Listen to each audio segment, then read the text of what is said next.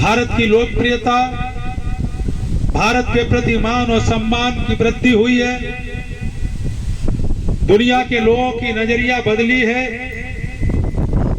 भारत के बारे में पहले जो हम कहा करते थे, हमारे पूर्वज और हमारे शास्त्रों में वर्णन था कि भारत दुनिया का जगत का गुरु है, भारत सोने की चिड़िया है। वो जगत का गुरु बने, फिर से सोने की चिड़िया बने, इसको साकार रूप देने का काम किसी ने किया है तो देश के प्रधानमंत्री आदरणीय मोदी जी ने किया है। हम सब जानते हैं कि भारत की छवि दुनिया में पहले कैसी थी। हमारे देश के प्रधानमंत्री आदरणीय श्रद्धेय अटल बिहारी वाजपेयी जी जब हिंदुस्तान के प्रधानमंत्री बने तो हम सब जानते हैं कि दुनिया में भारत की छवि को तेजी के साथ, सम्मान के साथ आगे बढ़ाने का काम किया।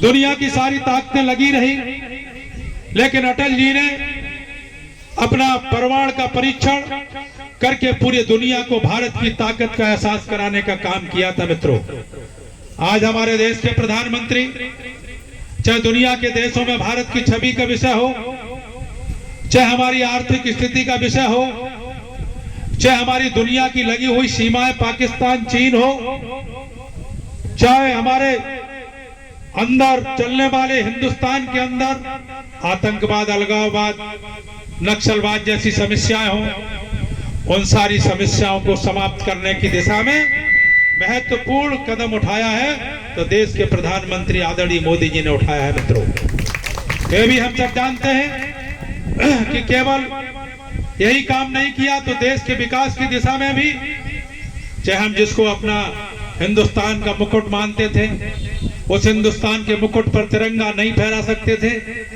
ऐसी 370 को हटाने का काम भी किसी ने किया तो देश के प्रधानमंत्री आदरणीय मोदी जी ने किया और वहां पर तिरंगा फहराने का काम किया गया। तो हम सब जानते हैं कि हमारे सबके सामने कितने बार आंदोलन हुए, 85 बार आंदोलन हुए, कितने 450 सालों से जिसके लिए आंदोलन कर रहे थे। ऐसे हम सब ने बड़ी संख्या में ऐसे होंगे जो गांव-गांव से हमने शिला पूजन का कार्यक्रम किया होगा। हमने शिला पूजन का काम किया, इसके बाद शिलाएं भेजी, लंबे समय तक शिलाएं रखी रही, लेकिन वो समय नहीं आया। लेकिन एक दिन वो समय आया कि हम सब लोगों ने उन शिलाओं को जो भेजा था, आने वाले समय में 14 जनवरी 2024 को भगवान राम का राम जन्मभूमि पर भव्य मंदिर बन करके तैयार होने जा रहा है, हम सब का भवन। और इसलिए बड़े बड़े ऐतिहासिक काम हुए हैं, देश की तरक्की बढ़ रही है। हम गांव की तरफ जाएं तो गांव में विकास हो रहा है, देश के एयरपोर्टों की संख्या बढ़ रही है, एम्स बड़ी संख्या में बढ़े हैं, हाईवे एक्सप्रेस वे बने हैं, रोड बने हैं, हर जिला में एक मेडिकल कॉलेज बना है, सब तरह विकास की दिशा में आगे बढ़े हैं। हम गांव की तरफ भी जाते हैं तो गांव में चाहे जल जीवन मिशन की पानी की टंकी हो, चाहे सौभाग्य योजना से बिजली का कनेक्शन हो, चाहे प्रधानमंत्री ग्राम सड़क योजना से सड़क हो, चाहे उस गांव में फ्री का कहूँ इलाज के लिए आयुष्मान कार्ड हो, चाहे उस गांव में निःशुल्क राशन वितरण का काम हो, चाहे गैस सिलेंडर चूल्हा हो।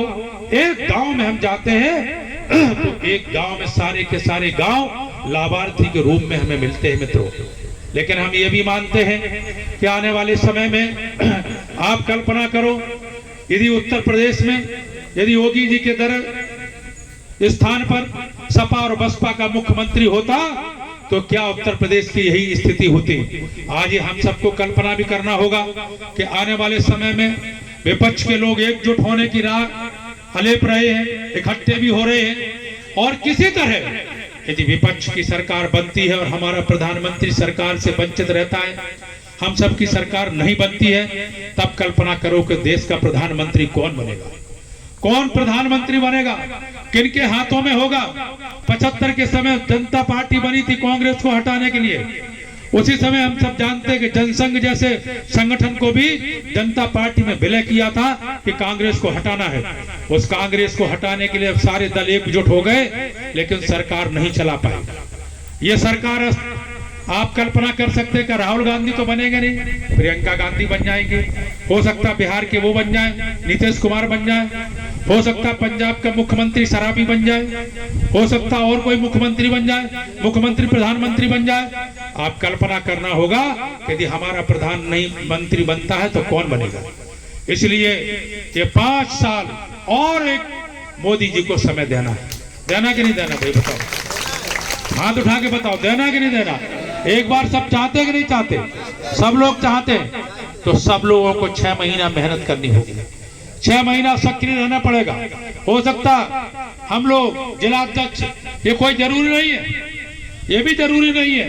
हम आपको इस मंच से बात कर रहे, अभी दुबे जी ने कहा कि कमल का फूल, ये कौन कैंडिडेट होगा इसका भी कोई पता नहीं है, कौन चुनाव लड़ेगा कोई पता नहीं है, लेकिन कमल का फूल जरूर चुनाव लड़ेगा, कमल का चुनाव चिन्ह जरूर लड़ेगा। इसलिए विश्वास के साथ कमल के लिए पूरी ताकत के साथ हमको काम करना होगा।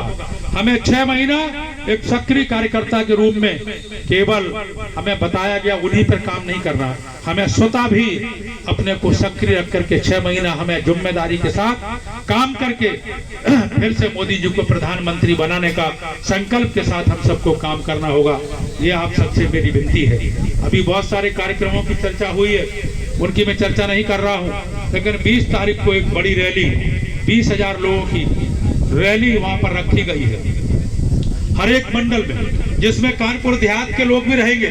कानपुर देहात के लोगों को जिम्मेदारी, 5,000 लोगों की जिम्मेदारी कहा गया कि भाई 4,000 3,000 लोग कानपुर देहात के रहेंगे, 4,000 के लगभग। ऐसे ही 6,000 की जिम्मेदारी औरैया जिले को दी गई, 10,000 उधर के रहेंगे और 10,000 इटावा जनपद को जिम्मेदारी दी गई है।